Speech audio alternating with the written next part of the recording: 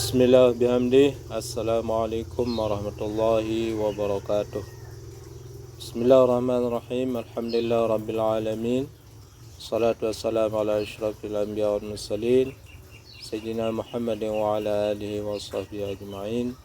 Allahumma salli ala Sayyidina Muhammadin miftahi bab rahmatillah adada ma fi ilmillah. Salatan wa salaman daimaini bidawam mulkillah wa ala alihi wa sahbihi wa sallim. Syurli wa nahdatul watani fil alamin. Amin. Amma ba'du. Alhamdulillah, puji syukur senantiasa kita panjatkan pada Allah Subhanahu wa taala. Dialah Tuhan yang maha segala-galanya. Selanjutnya salawat dan salam ke haribaan junjungan alam, suri tauladan kita Nabi besar Muhammad sallallahu alaihi wasallam. Allahumma salli wa sallim wa barik alaih. Pertama-tama perkenalkan, nama saya Anhar, sarjana hukum Islam, peserta PPG Madrasah Angkatan 2 pada Universitas Islam Negeri Mataram tahun 2021. Pada video kali ini saya akan menjelaskan materi tentang kurban. Yang pertama tentang pengertian kurban, yang kedua rukun dan syarat kurban, yang ketiga tata cara pelaksanaan penyembelihan hewan kurban, dan yang keempat hikmah berkurban. Tujuan dari pembelajaran ini supaya peserta didik dapat pertama menjelaskan tentang pengertian kurban, kemudian hukum berkurban, yang ketiga dapat menyebutkan syarat dan rukun kurban, yang keempat dapat menjelaskan tata cara kurban, dan yang kelima supaya memahami hikmah berkurban. Baiklah, kita akan bahas satu persatu materi tentang kurban ini. Pertama, pengertian kurban. Kurban adalah menyembelih hewan kurban pada waktu selesai melaksanakan sholat Idul Adha tanggal 10 Zulhijjah. Kemudian dilanjutkan dengan 3 hari berikutnya di hari Tasyrik, tanggal 11, 12 dan 13 Zulhijjah, menurut rukun dan syarat yang telah ditentukan.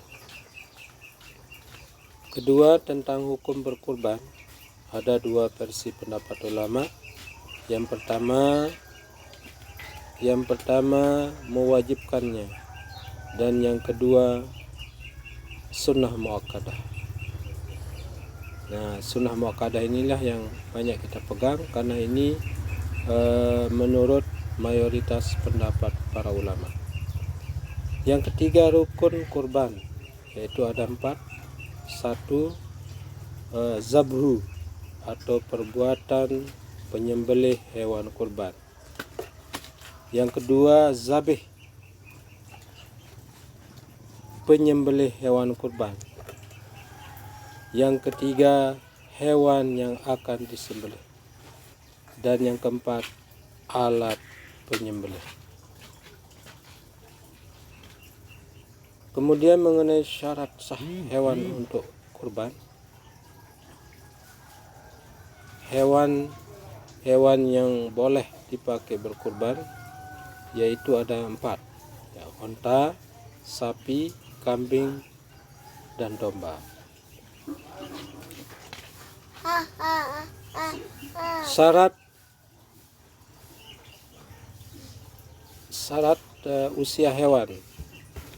Kambing 1 tahun ke atas. Kambing 1 tahun ke atas. Kemudian sapi 2 tahun ke atas. Sedangkan yang 3 unta 5 tahun ke atas. Dan terakhir domba 6 bulan ke atas. Kemudian syarat kondisi fisik hewan.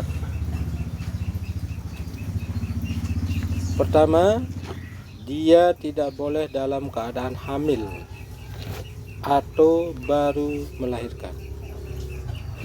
Yang kedua, tidak cacat permanen seperti buta, pincang, dan sangat kurus.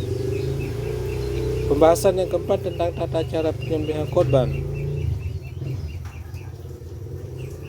Tata cara penyembelihannya, setelah kita baringkan hewannya ke hadap kiblat, kemudian kita membaca basmalah, membaca selawat, menghadap kiblat.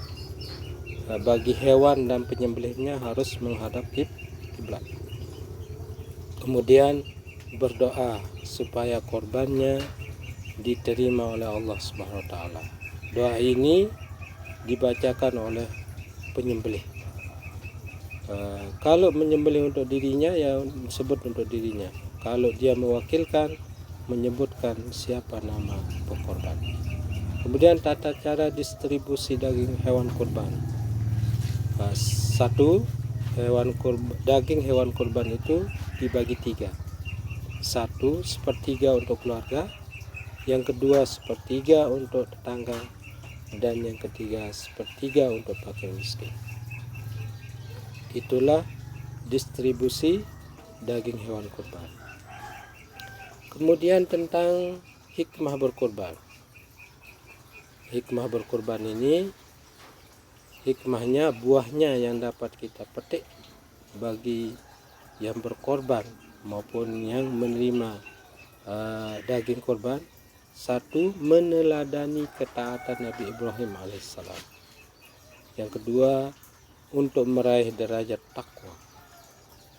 Yang 3, sebagai syiar agama Islam.